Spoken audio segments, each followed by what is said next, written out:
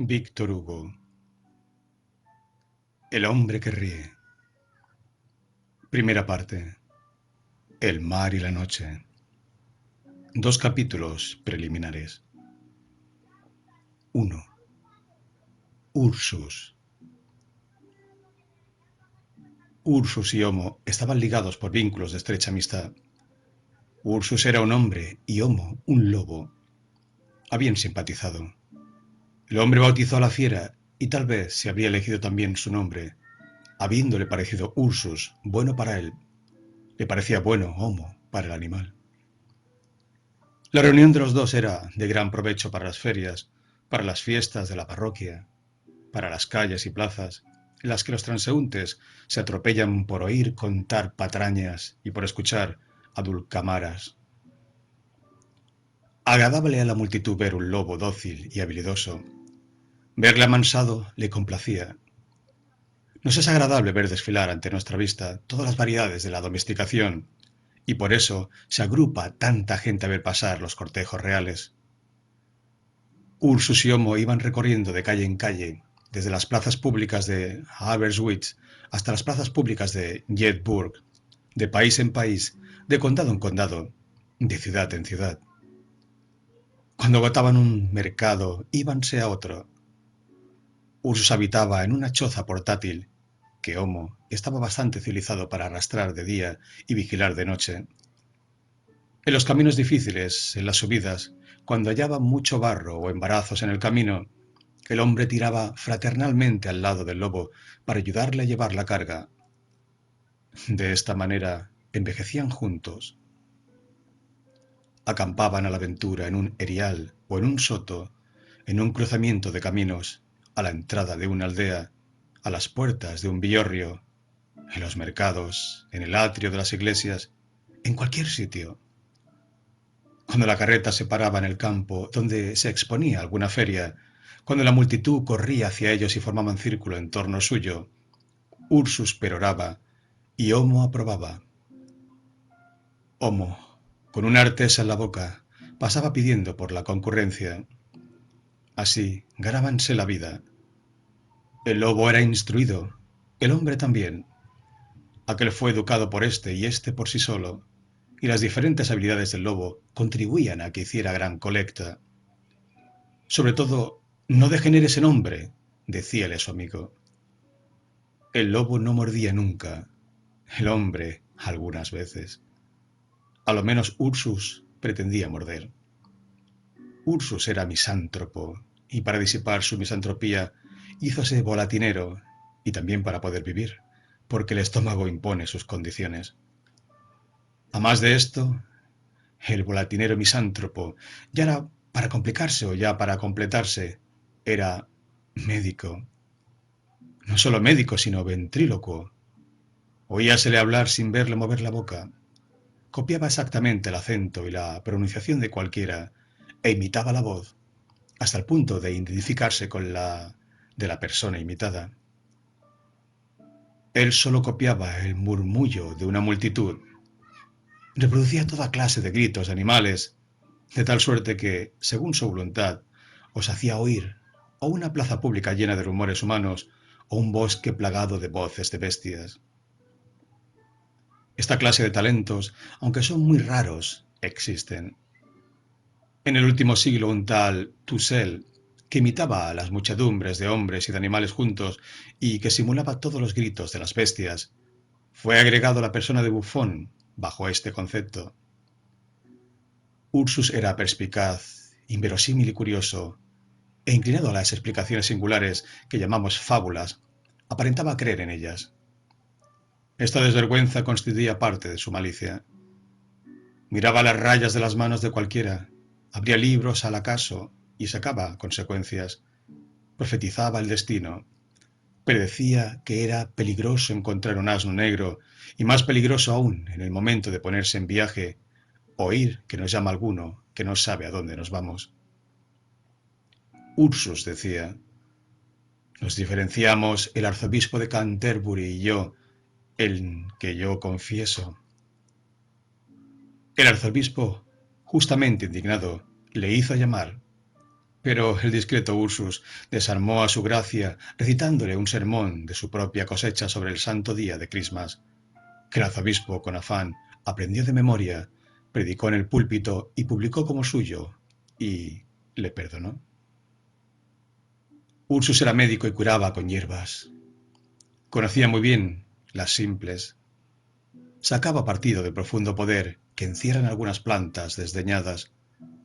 Usaba las hojas del titímalo, que arrancadas de la parte baja de la planta sirven de purga, y arrancadas de la parte alta se utilizan como vomitivo.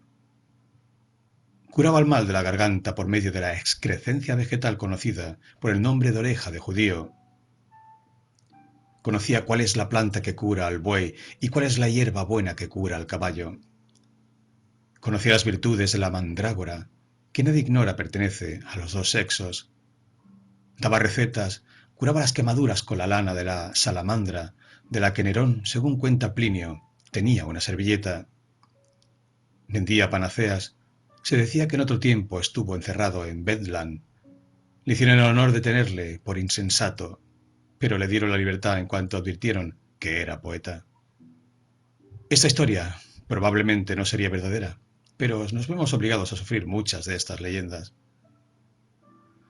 Lo cierto es que Ursus era sabiondo, hombre de gusto y poeta latino. Era instruido en dos ramos del saber humano, hipocratizaba y pindarizaba. Era capaz de componer, tan hábilmente como el padre Bourges, tragedias jesuíticas.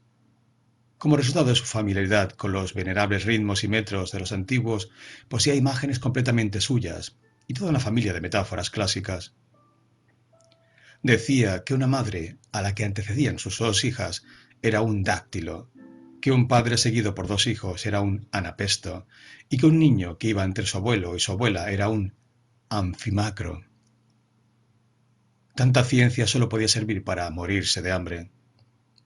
La escuela de Salerno dice: comed poco y con frecuencia. Ursus comía poco y rara vez, obedeciendo así a la mitad del proyecto y desobedeciendo a la otra mitad. Pero esto era culpa del público, que con frecuencia no acudía y que compraba pocas recetas. Ursus solía decir: la expectoración de una sentencia alivia. Al lobo le consuela el aullido, al cordero la lana, a la mujer el amor y al filósofo el epifonema. Ursus, cuando la necesidad le apremiaba, escribía comedias que representaba después, y esto le ayudaba a vender sus drogas. Entre otras, compuso una pastoral heroica en honor del caballero Hugh Middleton, que en 1608 condujo un río a Londres. Dicho río discurría apaciblemente por el condado de Hertford, a 60 millas de Londres. Fue allí acompañado de una brigada de 600 hombres, armados con los útiles apropiados para la obra que iba a emprender. Se puso a remover la tierra, a ahondarla por aquí, a levantarla por allá, a 20 pies de altura o a 30 pies de profundidad. Construyó acueductos de madera en el aire, puentes de piedra, etc. Y una mañana el río penetró en Londres, que carecía de agua. Ursus transformó todos estos detalles vulgares en una linda bucólica entre el río Támesis y el río Serpentina. El primero invitaba al segundo a que llegase hasta donde él estaba, ofreciéndole su lecho y decíale: soy demasiado viejo para agradar a las mujeres, pero soy suficientemente rico para pagarlas. Ingeniosa y galante manera de expresar que Sir Hugh Middleton había hecho todos los trabajos a expensas suyas. Ursus era notable en el soliloquio. De naturaleza esquiva y charlatana, gustábale no ver a nadie y necesitaba hablar a alguno, por lo que vencía esta dificultad hablando consigo mismo. Todo el que haya vivido solitario sabe hasta qué punto es natural el monólogo. La palabra interior pica. Arengar en el espacio quita la picazón. Hablar en voz alta y solo produce el efecto de un diálogo entablado con el Dios que cada uno tiene dentro de sí mismo. Sabido es que Sócrates tenía el hábito de perorarse y Lutero también. Ursus era como esos grandes hombres. Poseía la cualidad hermafrodita de ser su propio auditorio. Se preguntaba y se contestaba, se glorificaba y se insultaba. Desde la calle se le oía hablar dentro de su choza. Los transeúntes, que tienen su modo de apreciar a las gentes de talento, exclamaban: «¡Es un idiota!». Se injuriaba unas veces, como acabamos de decir, pero también otras rendíase justicia. Un día, en una de las alocuciones que se dirigía a sí mismo, se le oyó exclamar: «He estudiado el vegetal en todos sus misterios, el tallo, en el botón, en los pétalos, en los estambres, en el óvulo, etc. En todos sus componentes. He profundizado la cromacía, la osmosía y la chimosía, esto es, la formación del color, del olor y del sabor». Indudablemente era fatuo el certificado que Ursus se expedía a sí mismo, pero que los que no hayan profundizado la cromacía, la osmosía y la chismosía, que le arrojen la primera piedra. Por su fortuna, Ursus no había ido nunca a los Países Bajos, que si hubiera ido, sin duda le hubieran pesado para saber si tenía el peso normal o excedía, o no llegaba, y le consideraban como a brujo. En Holanda la ley fijaba sabiamente este peso, nada más sencillo ni más ingenioso. Hacíase la prueba poniéndose en un platillo, y evidentemente erais brujo si destruíais el equilibrio. ¿Pesabais demasiado? Os ahorcaban. ¿Pesabais poco? Os quemaban. Hoy puede verse todavía en Underwater la balanza para pesar brujos, que actualmente sirve para pesar queso. Tanto ha degenerado la religión. Ursus hizo bien en no querer sujetarse a esta balanza, y por eso se abstuvo de visitar la Holanda. Creemos además que jamás salió de la Gran Bretaña. Fuera de esto, lo que fuere, siendo como era pobre y hurón, y habiendo conocido en una selva a Homo, adquirió la afición a la vida errante. Iba con el lobo por los caminos y vivía con él a la aventura, la gran vida del aire libre. Era industrioso, tenía multitud de ideas y poseía el arte de curar, de operar, de quitar las enfermedades y de ejecutar particularidades sorprendentes. Considerábanle como hábil saltimbanqui y como diestro médico. Creían que poseía algo, la magia, aunque no mucho, porque era malsano en esa época ser tenido por amigo del demonio. Verdaderamente, Ursus, por amor a la farmacia y por amor a las plantas, se exponía, yendo muchas veces a recoger hierbas en lugares muy peligrosos, corriendo el riesgo que hace constar el consejero de Ancre de hallarse a la caída de la tarde con un hombre saliendo debajo de tierra, tuerto del ojo derecho, sin capa, con la espada al cinto y con los pies desnudos. Ursus, de formas y carácter caprichosos, era demasiado sincero para atraer el granizo, para aparecer con dos caras, para matar a un hombre haciéndole bailar demasiado, para proporcionar sueños dulces o sueños espantosos, y para hacer nacer gallos de 4 alas. Era incapaz de tales trapacerías. Era también incapaz de ciertas abominaciones, como por ejemplo hablar en alemán, en hebreo o en griego, sin saberlo, lo que sería prueba de execrable malignidad o de una enfermedad natural, procedente de algún humor melancólico. Ursus hablaba en latín, porque lo sabía, pero no se permitiría nunca hablar en siriaco, que no había estudiado. Además, como es sabido, el siriaco es la lengua que se usa en los sábados. En medicina prefería a Galeno a Cardán, porque aunque éste era muy sabio, era un gusano comparado con Galeno. En suma, Ursus no era uno de esos personajes a los que persigue la policía. Su choza era suficientemente larga y suficientemente ancha para poder acostarse dentro de ella en un cofre que contenía sus trajes, poco suntuosos.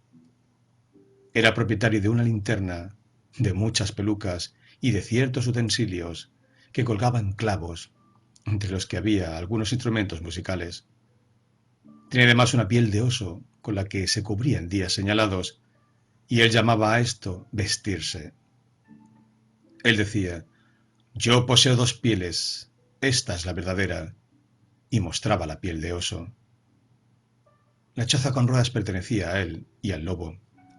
Además de su choza, del utensilio de vidrio para operaciones químicas y del lobo, poseía una flauta y una viola, y las tocaba bastante bien. Fabricaba él mismo sus elixires. Su talento le sugería algunas veces la cena. En el techo de la choza había un agujero por el que pasaba el tubo de un hornillo contiguo al cofre y que enrojecía la madera de éste. Este hornillo tenía dos divisiones. En una hacía Ursus sus operaciones químicas y la otra cocía patatas. Por la noche el lobo dormía dentro de la choza amistosamente encadenado. Homo era de pelo negro y Ursus de pelo gris. Ursus tenía 50 o 60 años.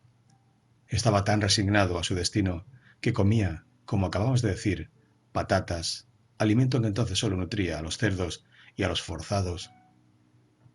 Él las comía resignado. No parecía alto a pesar de ser largo. Estaba encorvado y melancólico. La naturaleza le formó para que fuese triste. Le era difícil sonreír y le había sido siempre imposible llorar. Le faltaba el consuelo de las lágrimas y el paliativo de la alegría. El hombre viejo es una ruina que piensa. Eso era Ursus. Tenía la locuacidad del charlatán, la flacura del profeta y la irascibilidad de una mina cargada. En su juventud había sido filósofo en casa de un lord. Esta historia acontecía hace 180 años, en la época en que los hombres eran más fieras que lo son en la actualidad, pero poco más. 2. Homo no era un lobo cualquiera. Por su afición a los nísperos y a las manzanas, se le hubiese podido creer lobo de pradera. Por sus aullidos, que casi degeneraban en ladridos, hubiérasele podido tomar por el culpeux de Chile.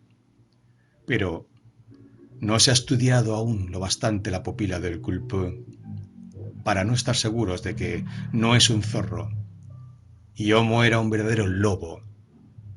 Tenía 5 pies de longitud, que es mucha, hasta para un lobo de la Lituania.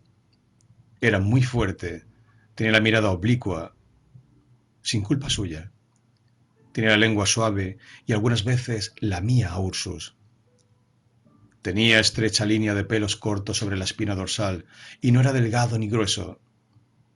Antes de conocer a Ursus y de tener que arrastrar una carreta, recorría alegremente 40 leguas en una noche. Ursus le halló oculto en una espesa maleza, cerca de un arroyo de agua viva, y le cobró cariño cuando le vio pescar cangrejos con habilidad y con paciencia, reconociendo en él a un legítimo lobo coupara.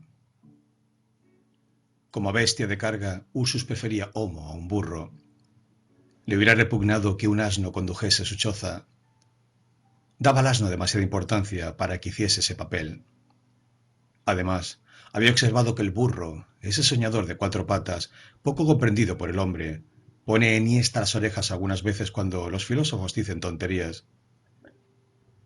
En la vida, entre nuestro pensamiento y nosotros, el asno es un tercero. Como compañero, Ursus prefería Homo a un perro, creyendo que va tan lejos como éste en cuanto a amistad. Por eso Homo bastaba a Ursus. Era para éste más que un compañero, era su análogo.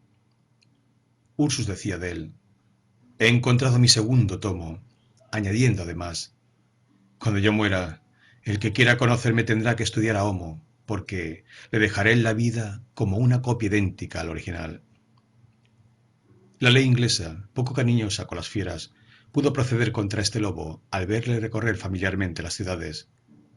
Pero Homo acogíase a la inmunidad concedida a los domésticos por un estatuto de Eduardo IV que decía: podrá todo doméstico ir y venir libremente, siguiendo a su amo. Además, Este relajamiento en beneficio de los lobos motivó entre las damas cortesanas de los tiempos de los últimos Estuardos la moda de tener a guisa de perros pequeños lobos corsacks del tamaño de gatos que se hacían traer de Asia a peso de oro. Ursus había enseñado a Homo parte de lo que él sabía, a tenerse en pie, a desvanecer la cólera, mal humor, a refunfuñar en vez de aullar.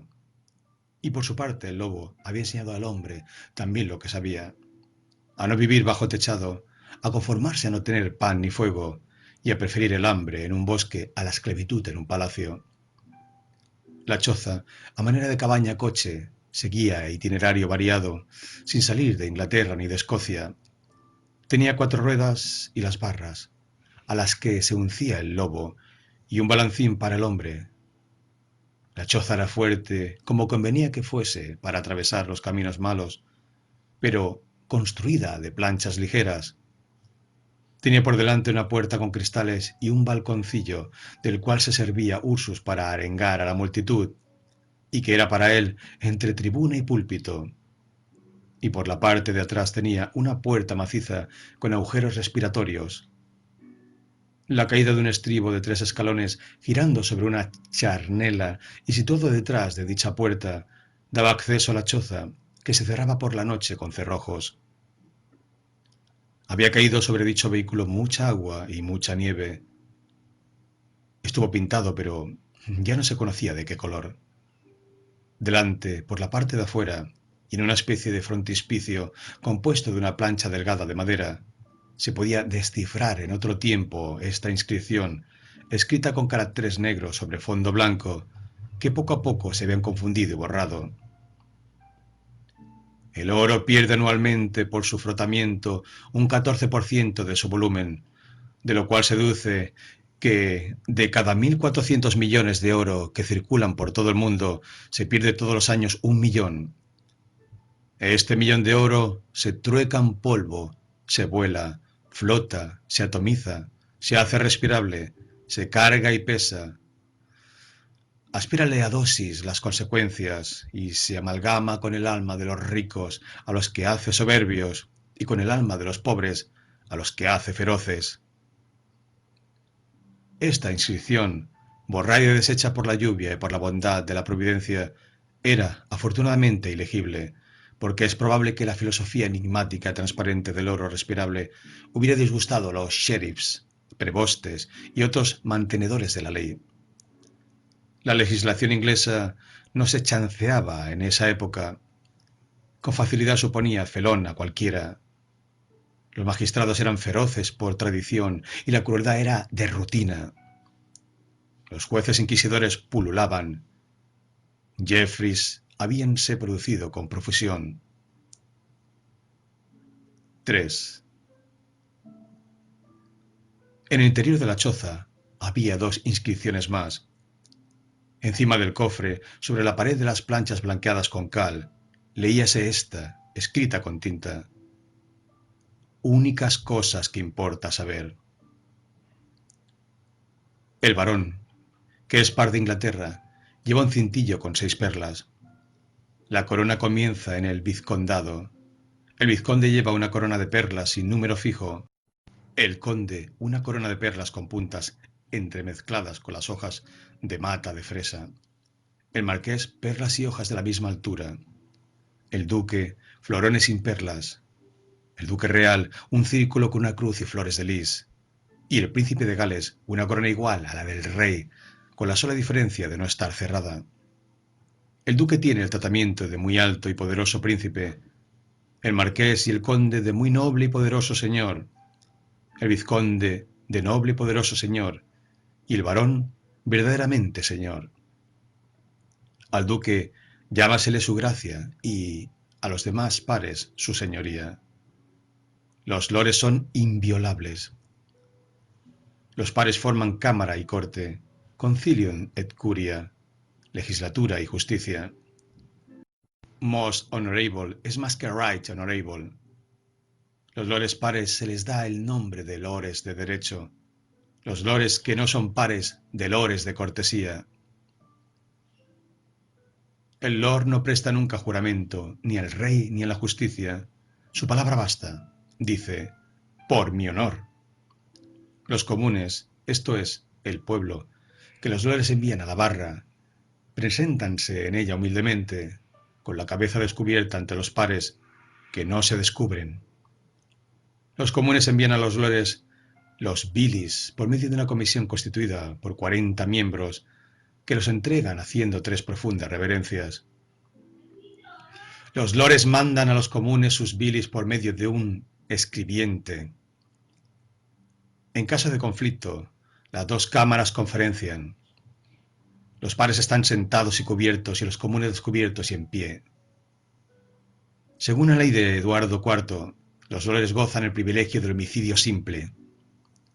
Un lord que mata a un hombre no es perseguido. Los varones tienen igual categoría que los obispos. Para ser varón par es necesario conseguirlo del rey. Per baroniam integram, por baronía íntegra. La baronía íntegra compónese de 30 feudos nobles y un cuarto de feudo. Cada feudo noble producía 20 libras esterlinas, lo que componían 400 marcos. El vínculo de la baronía, capu baroniae, constituíalo un castillo regido, como la misma Inglaterra. Esto es, que no podrían heredarlo hembras sino a falta de varones, y aun en este caso solo la hija mayor. Caeteris filiabus aliunde satisfactis. Los varones poseen la calidad de lord, que proviene de la palabra sajona, la for, cuya etimología procede de dominus, de latín clásico, y de lordus, de latín corrompido. Los hijos primogénitos y segundogénitos de los vizcondes y de los varones son los primeros escuderos del reino. Los primogénitos de los pares pueden pertenecer a la orden de caballería de la jarretiera, los segundos génitos no. El hijo mayor de los vizcondes se coloca después de los varones y antes que los baronets. Las hijas de los lores se llaman lady. Las demás doncellas inglesas se llaman miss. Los jueces son inferiores a los pares. El alguacil lleva una capucha de piel de cordero. El juez un capuchón de minuto vario. De pieles blancas de todas clases, a excepción de la de armiño. Este quedaba reservado para los pares y para el rey. No se puede conceder un supplicavit para los lores. Los lores únicamente pueden estar presos en la Torre de Londres. El lord al que el rey llama a su palacio se le permite matar un gamo o 2 en el parque real. Los lores tienen en su castillo corte de varón. Es indigno de un lord transitar por la calle con capa y seguido de 2 lacayos. No debe presentarse en público más que con gran tren de gentiles hombres domésticos. Los pares van al parlamento en carrozas especiales, los comunes no. Algunos pares van a Westminster en carruajes de 4 ruedas. Estos carruajes y aquellas carrozas blasonadas únicamente se permiten usar a los lores y forman parte de su dignidad. Un lord no puede ser condenado a pagar una multa más que por otros lores, y esta debe exceder 5 shillings, a excepción del duque, que puede ser condenado a pagar 10. Un lord puede tener en su casa 6 extranjeros, los demás ingleses solo pueden tener 4. Un lord puede comprar 8 toneles de vino sin pagar derechos. Un lord está eximido de presentarse al sheriff del departamento. El lord está libre de pertenecer a la milicia. Cuando le place a un lord, organiza un regimiento y se lo entrega al rey. Así lo hicieron sus gracias el duque de Atholl, el duque de Hamilton y el duque de Northumberland. Un lord solo puede depender de los lores. En los procesos de interés civil, puede pedir que se inhiban del conocimiento de la causa si entre los jueces no hay siquiera un caballero. Un lord nombra a sus capellanes. Un varón puede nombrar 3. Un conde y un marqués 5 y un duque 6. A un lord no puede castigársele con el tormento, ni aun por delito de alta traición. El lord es letrado, aunque no sepa leer. sabe de derecho. Un duque se hace acompañar por todas partes de un dosel cuando el rey no está.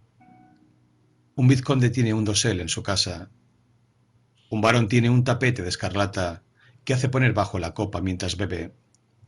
Una baronesa tiene derecho de que un hombre le lleve la cola ante una vizcondesa.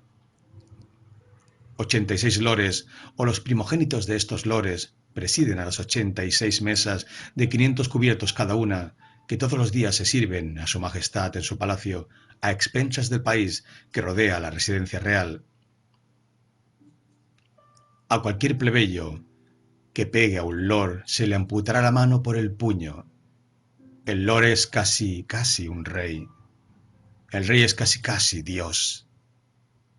La tierra es un lordship. Los ingleses llaman a Dios mi lord. Frente por frente de esta inscripción había escrita otra que decía lo que sigue: satisfacción que debe bastar a los que nada poseen.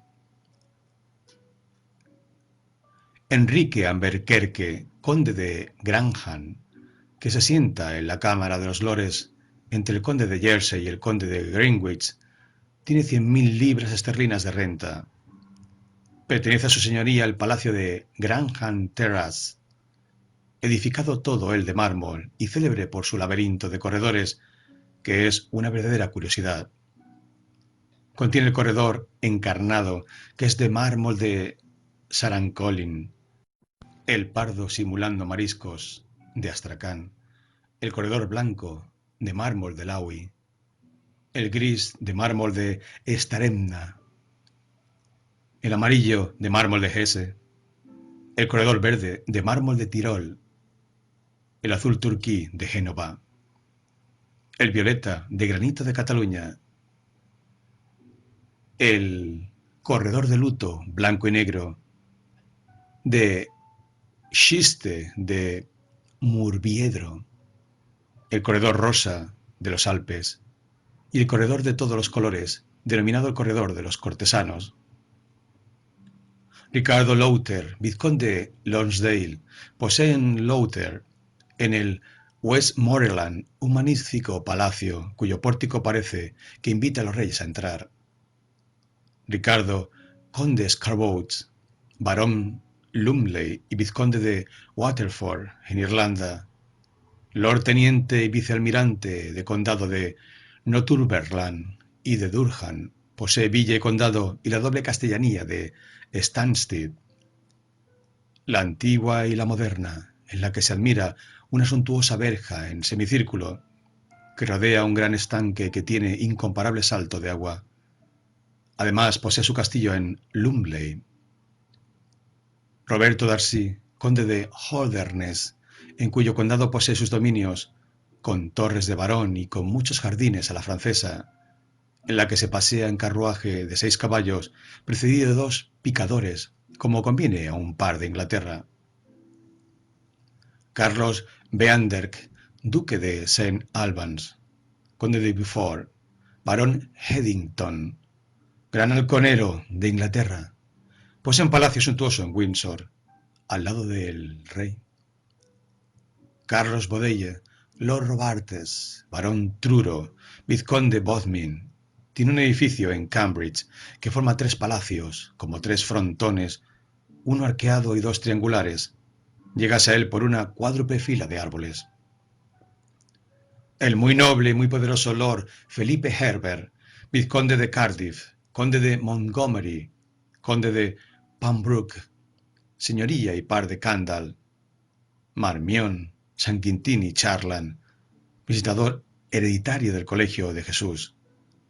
Tiene el maravilloso jardín de Wilton, en el que hay 2 fuentes más preciosas que las de Versalles, del rey cristianísimo Luis XIV. Carlos Seymour, duque de Somerset, posee Somerset House sobre el Támesis, que iguala en magnificencia la villa Panfilia de Roma. Descansa sobre su gran chimenea 2 vasos de porcelana de la dinastía de los Jouen, que valen en Francia $500,000. Posee Arturo, Lord Ingram, vizconde de Irwin, en Yorkshire, un Tempel Neuschan, al que se entra por un arco de triunfo y cuyos anchos tejados aplastados se asemejan a terrazas moriscas. Robert, Lord Ferrers de Chatterley, Bourchier y Louvain tienen en Leicestershire un Stanton Harold, cuyo parque ofrece la forma de un templo con frontón. Delante de su estanque descuella la iglesia señorial con campanario cuadrado. En el condado de Northampton, Charles Spencer, conde de Sunderland, miembro del Consejo Privado de Su Majestad, posee el palacio de Al Robb, en el que se entra por una verja que tiene 4 pilares, encima de los cuales hay grupos de mármol. Lorenzo Hyde, conde de Worcester, posee en su rey un New Park magnífico por sus acróteras esculpidas, su jardín circular circundado de árboles y por sus bosques, en cuya extremidad se encuentra una pequeña montaña artísticamente redondeada, en cuya cima campea una gran encina que se percibe desde muy lejos. Lord Conways, barón de Eye, posee a Bromhall, que es un palacio del siglo XIV. El muy noble Algernon Capel, vizconde de Maldeux, conde de Essex, posee el Cashiobury, castillo que afecta la forma de una H mayúscula, en la que hay abundante caza mayor. Carlos, Lord Ossulstone, posee a Dowley en Middlesex, al que se entra atravesando por jardines a la italiana. Jaime Cecil, conde de Salisbury, posee el palacio de Hartfield House, con sus 4 pabellones señoriales, la torre de atalaya al centro y su patio de honor, cuyo pavimento es de mármol blanco y negro, como el de Saint-Germain.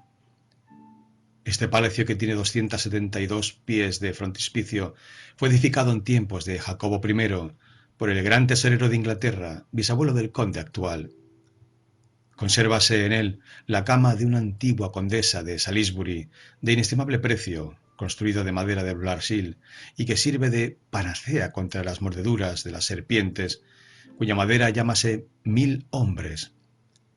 En la cabecera de este lecho se halla escrita en letras de oro esta inscripción: Omni soit qui mal y pense. Edward Beach, conde de Warwick y de Holland, posee en Warwick Castle, en el que se queman encinas enteras en sus chimeneas. En la parroquia de Seven Bucks, Carlos Sackville, barón de Buexhurst, vizconde de Granfield, conde de Dorset, posee un Nowell, que es grande como una ciudad y está compuesto de 3 palacios paralelos, uno detrás de otro, como líneas de infantería.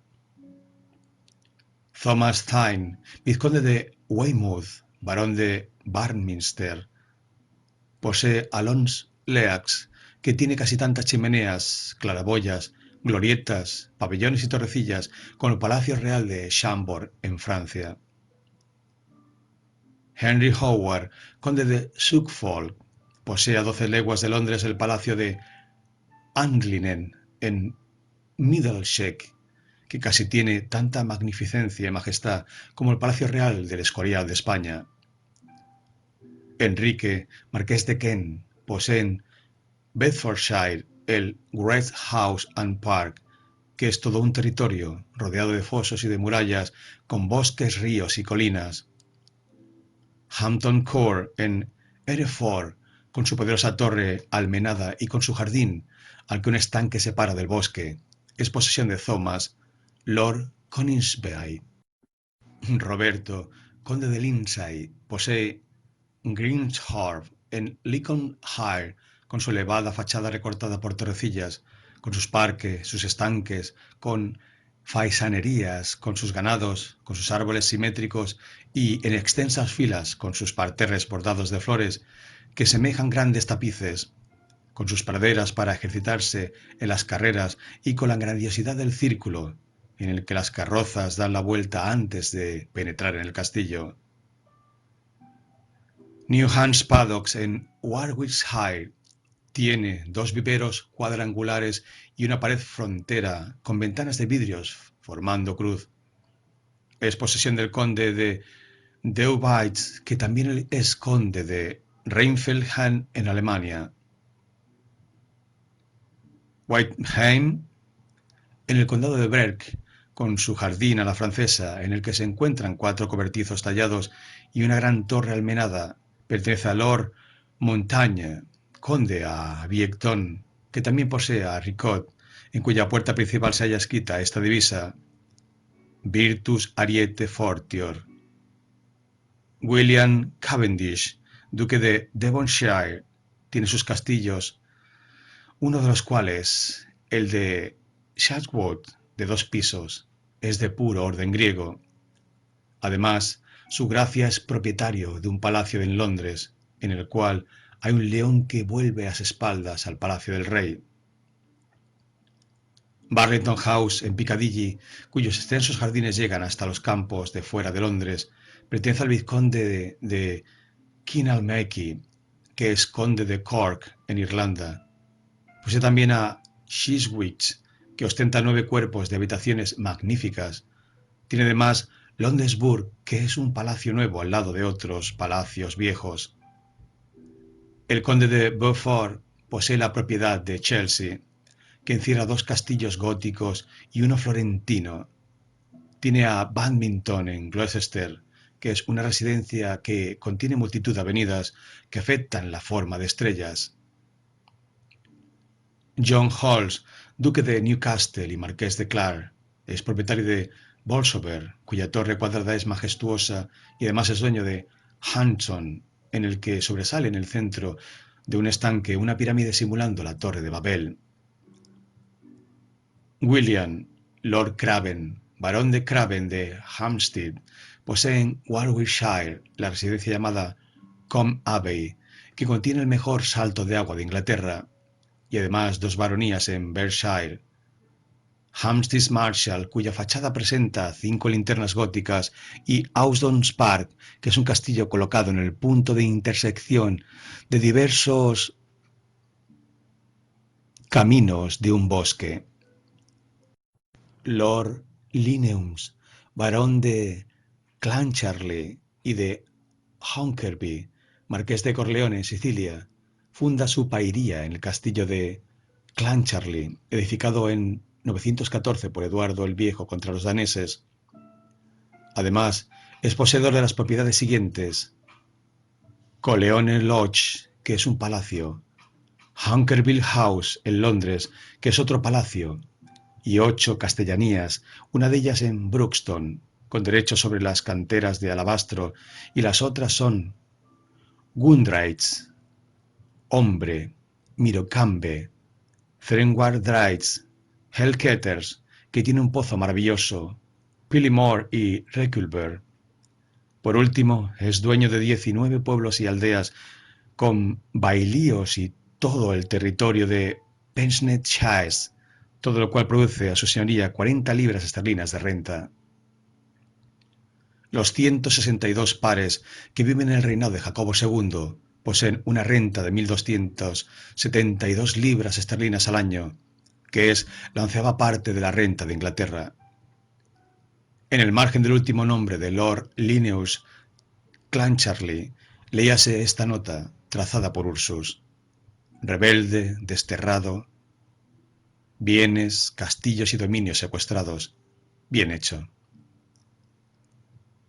4. Ursus admiraba a Homo porque es una ley natural que admiremos a los que se nos asemejan. La situación interior de Ursus era estar sordamente furioso, y gruñir era su situación exterior. Representaba el descontento de la creación. Hacer la oposición estaba en su naturaleza, pues veía siempre saltar ante su vista la parte mala del universo. Nada de él le agradaba por completo. Labrar los panales de la miel no absolvía a la abeja de picar. Hacer abrir las rosas no absolvía al sol de causar la fiebre amarilla ni el vómito negro. Es probable que en lo íntimo de su pensamiento Ursus criticase mucho a Dios. Únicamente merecían su aprobación los principios, y para esto tenía su modo particular de aplaudirlos. Una vez Jacobo II regaló a la Virgen de una capilla católica irlandesa una lámpara de oro macizo, y Ursus, que pasaba como con indiferencia por delante de ella, con Homo, más indiferente aún, se quedó admirado ante el público y exclamó: «Verdaderamente, más falta le hace a la Santa Virgen una lámpara de oro que a los niños pobres que van con los pies desnudos, sin zapatos». Tales pruebas de lealtad y su evidente respeto a los poderes establecidos contribuyeron bastante a que los magistrados tolerasen su existencia vagabunda y su alianza con un lobo.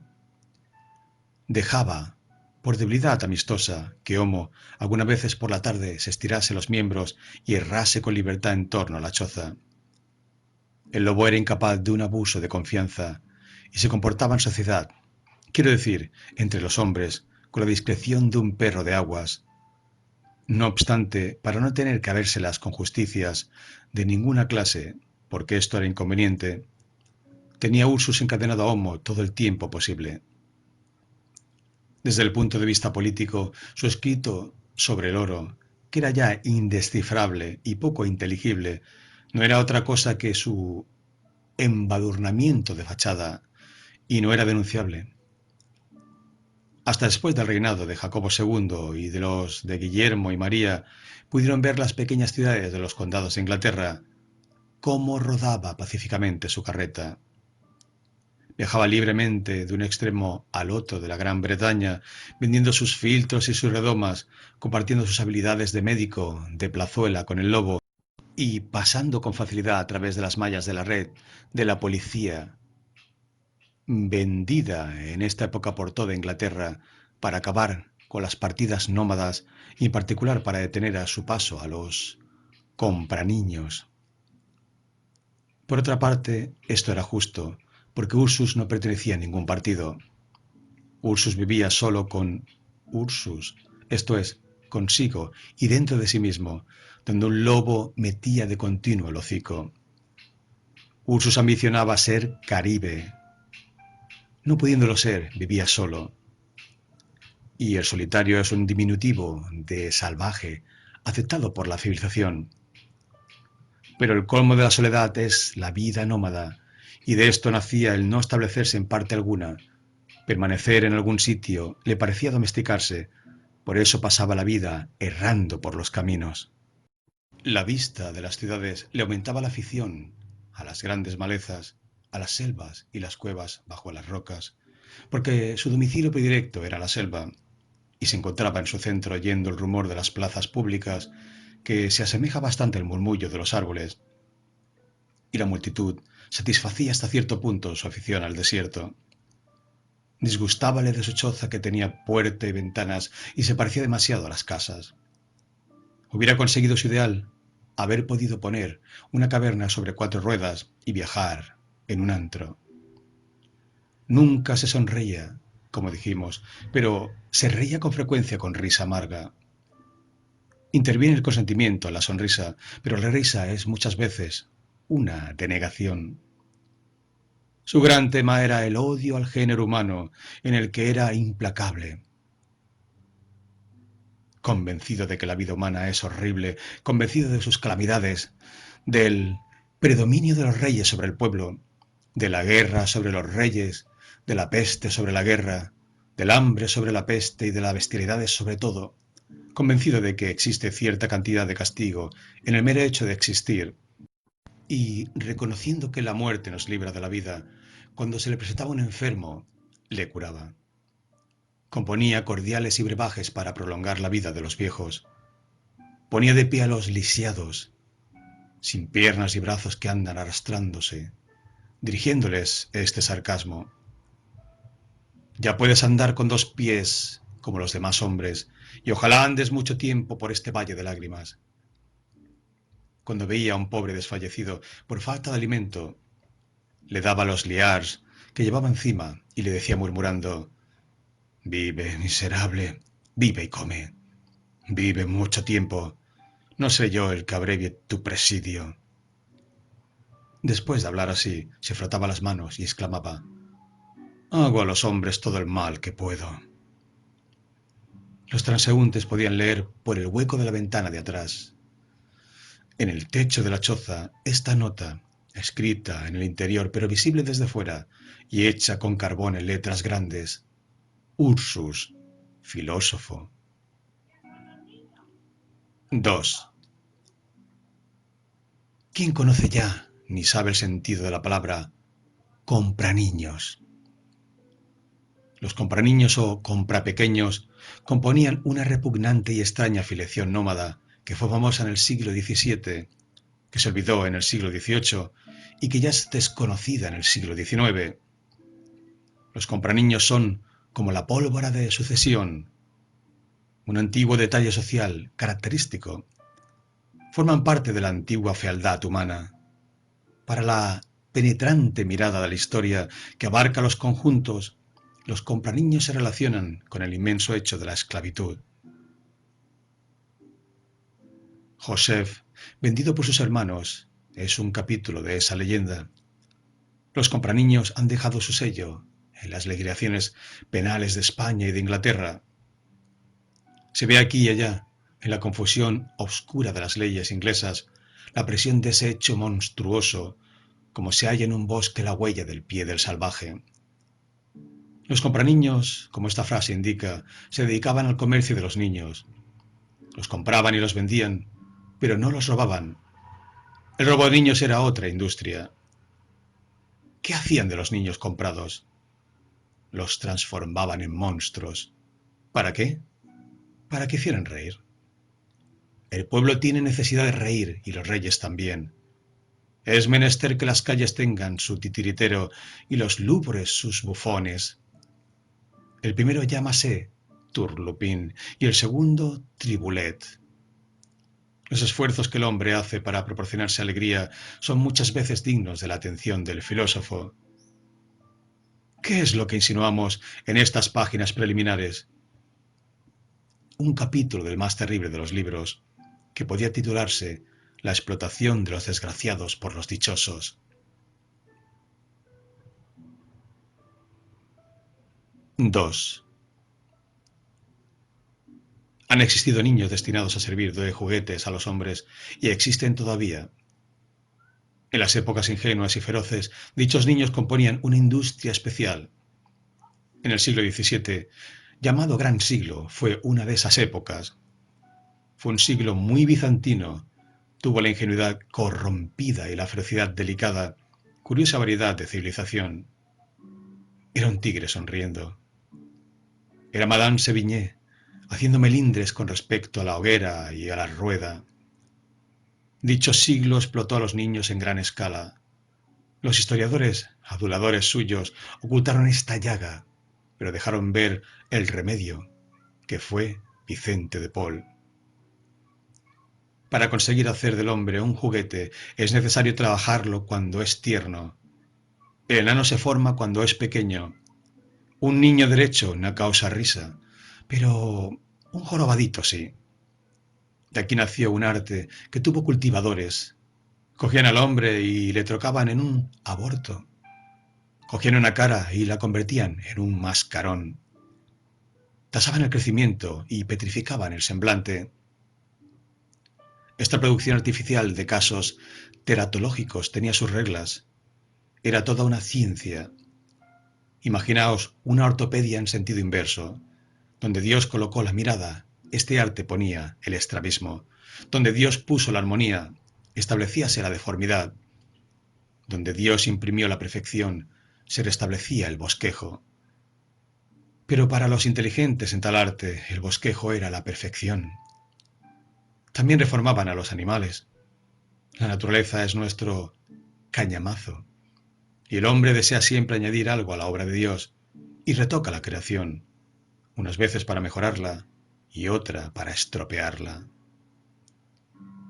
El bufón de la corte solo era un ensayo para hacer retrogradar al hombre hasta el mono. Progreso retrospectivo. Al mismo tiempo trataban de transformar el mono en hombre. La duquesa de Cleveland, condesa de Southampton, tenía por paje un mono muy pequeño. En casa de Francisca Sutton, baronesa Dudley, servía al té un mico, ataviado de brocado de oro, que Lady Dudley llamaba mi negro. Catalina Sidley, condesa de Dorchester, iba a sentarse al Parlamento en una carroza blasonada, detrás de la cual iban de pie 3 papiones de gran librea. Una de las duquesas de Medinaceli, a la que el cardenal Polus vio levantarse de la cama, hacíase poner las medias por un orangután. Estos monos, ascendidos en categoría, eran el contrapeso de los hombres brutalizados y bestializados. Esta promiscuidad del hombre y del animal que buscaban los grandes estaba especialmente subrayada por el enano y por el perro. El enano no dejaba nunca al perro, que era siempre mayor que él. Eran 2 colores unidos. Esta yuxtaposición consta de una multitud de documentos domésticos, en particular por el retrato de Geoffrey Hudson, enano de Enriqueta de Francia, hija de Enrique IV y mujer de Carlos I. Degradar al hombre conduce a hacerle deforme y completábase la supresión del Estado por medio de la desfiguración. Algunos vivisectores de esas épocas conseguían borrar bastante bien del rostro humano la efigie divina. El doctor Conquest, miembro del colegio de Amen Street y visitador jurado de los establecimientos químicos de Londres, escribió un libro en latín sobre esta quirurgia a la inversa y en él presenta sus procedimientos.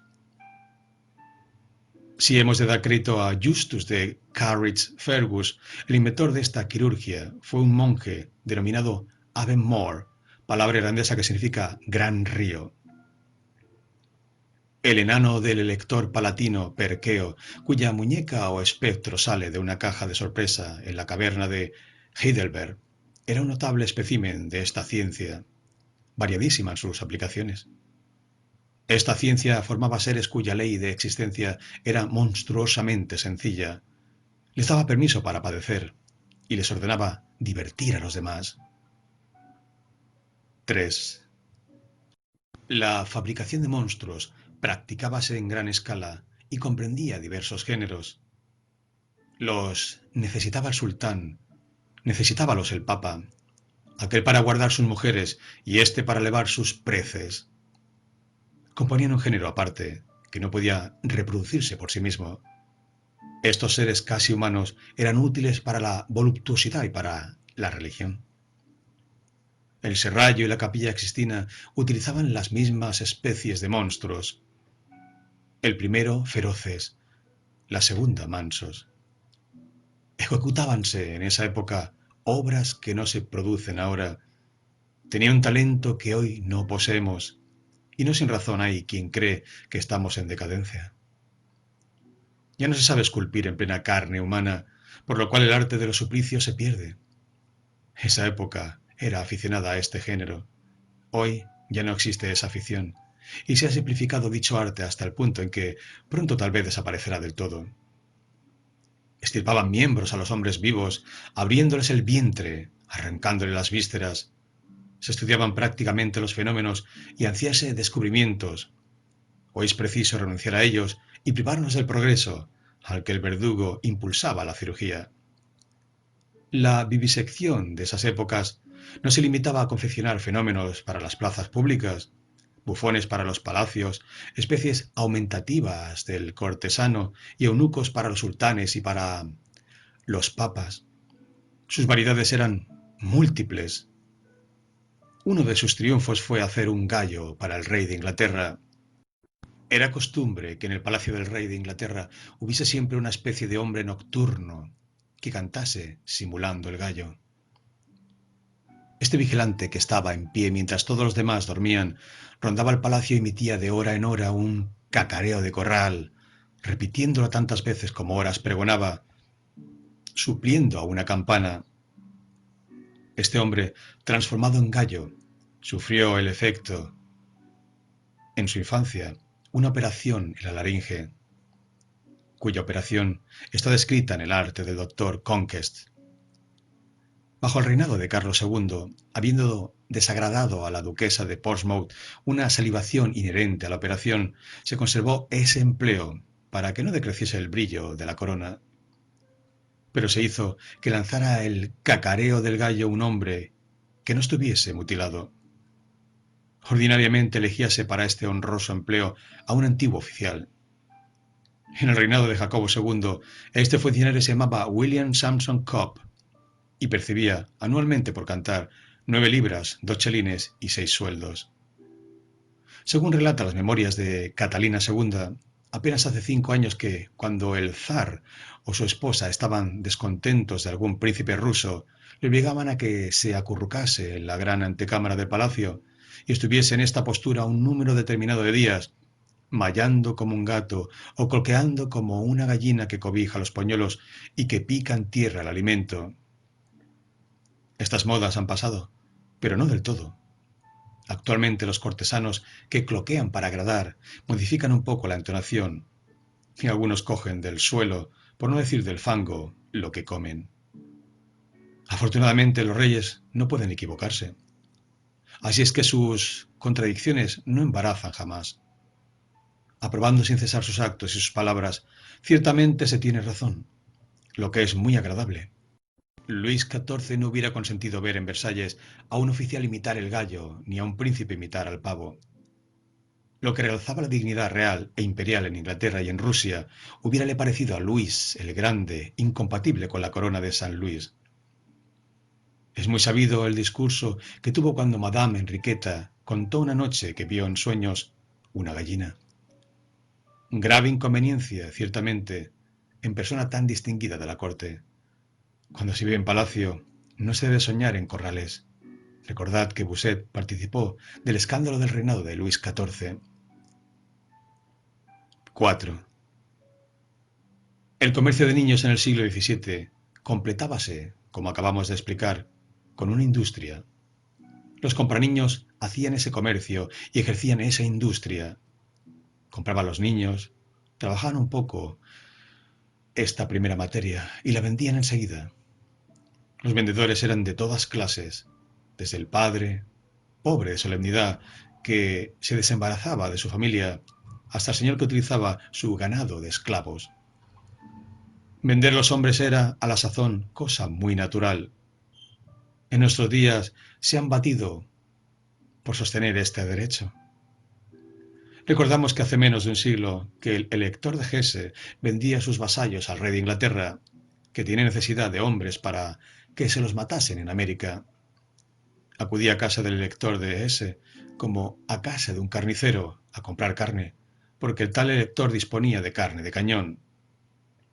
En Inglaterra, cuando mandaban ella Jeffreys, después de la terrible aventura de Monmouth, decapitaron y descuartizaron a muchos señores y gentiles hombres. Estas víctimas dejaron esposas e hijas, viudas y huérfanas, y Jacobo II se las entregó a la reina, su mujer. La reina vendió estas ladies a Guillermo Penn. Probablemente es que el rey participase de alguna remesa y del tanto por ciento. Pero lo que causa asombro no es que Jacobo II vendiese a aquellas mujeres, lo que asombra es que Guillermo Penn las comprase. La compra de Penn se excusa o se explica por el motivo de que, poseyendo un desierto para sembrar de hombres, necesitaba mujeres que formaban parte de sus herramientas. Dichas ladies proporcionaron un excelente negocio a su majestad la reina. Las jóvenes se vendieron muy caras. Créese malignamente que Penn conseguiría duquesas viejas muy baratas. Mucho tiempo estuvieron semiocultos los compraniños. Hay muchas veces, en el orden social, una penumbra que favorece a las industrias indignas, y en ella viven. En el reinado de los Estuardos, los compraniños no estaban mal vistos en la corte, y en caso necesario, la razón de Estado se servía de ellos. Para Jacobo II casi fueron un instrumento regni. Fue la época en que se truncaban las familias encumbradas y refractarias, en la que se procedía rigurosamente en las filiaciones y en la que se suprimían bruscamente los herederos. A veces frustrábase una rama en provecho de la otra. Los compraniños poseían el talento de desfigurar al que les recomendaba la política. Desfigurar vale más que matar. También podía utilizarse la máscara de hierro, pero este era un mal medio, porque no se puede poblar la Europa de máscaras de hierro, mientras que volatineros deformes transitan las calles verosímilmente. Además, la máscara de hierro se puede arrancar, pero la de carne no. O se enmascaran para siempre con el propio rostro, y esto es ingeniosísimo. Los compraniños trabajaban, el hombre como los chinos trabajan el árbol. Poseían sus secretos, como hemos dicho, y se han perdido. Hacían desmedrar caprichosamente al ser que salía de sus manos y quedaba ridículo. Retocaban al niño con tanta habilidad que ni su mismo padre era capaz de reconocerle. A veces dejaban recta la columna dorsal, pero contrahacían la cara. Quitaban la marca a un niño, de igual modo que es dable quitársela a un pañuelo. Los productos destinados a ser volatineros tenían dislocadas las articulaciones hábilmente. Parecía que habían quedado sin huesos. De esto salían los gimnastas. Los compraniños no solo desfiguraban el rostro de los niños, sino que les quitaban la memoria, al menos la parte de ella que podían. El niño no tenía conciencia de la mutilación, de que había sido objeto. La espantosa cirugía dejaba huellas en la cara, pero no en el espíritu. Lo que más recordaba el niño era que lo cogieron unos hombres, que se durmió y que seguidamente lo curaron. ¿De qué le curaron? Lo ignoraba. De las quemaduras del azufre y de las incisiones del hierro no se acordaba. Los compraniños, durante la operación, adormecían al niño con unos polvos especiales que pasaban por mágicos y que suprimían el dolor. Estos polvos se han conocido siempre en la China y se emplean aún. La China se apoderó antes que nosotros de algunas de nuestras invenciones, como la imprenta, la artillería, la aerostación y el cloroformo. Pero los descubrimientos que en Europa nacen y crecen y se diseminan enseguida, convirtiéndose en prodigios y maravillas, permanecen en embrión en la China y allí consérvanse muertos. La China es un bocal de fetos. Ya que hablamos de la China, vamos a ocuparnos en algo que se relaciona allí con este asunto. En la China, en todas las épocas, se ha crecido la industria de modelar al hombre vivo. Cogen un niño de 2 o 3 años y le meten en una vasija de porcelana más o menos caprichosa, que no tiene cubierta ni fondo, para que queden libres la cabeza y los pies. Durante el día ponen la vasija en pie y por la noche la acuestan para que el niño duerma. De esta manera el niño engruesa sin cesar, llenando con la carne comprimida y los huesos retorcidos todas las sinuosidades de la vasija. Este aumento dentro de la botella durante muchos años y en un instante dado es irremediable. Cuando se juzga suficiente y se cree que el monstruo está ya deformado, rómpese la vasija y el niño sale, obteniendo un hombre de la figura de un cacharro. Esto es cómodo y se puede encargar anticipadamente un enano de la figura que se desee. 5. Jacobo II toleró a los compraniños, pero era porque los utilizaba.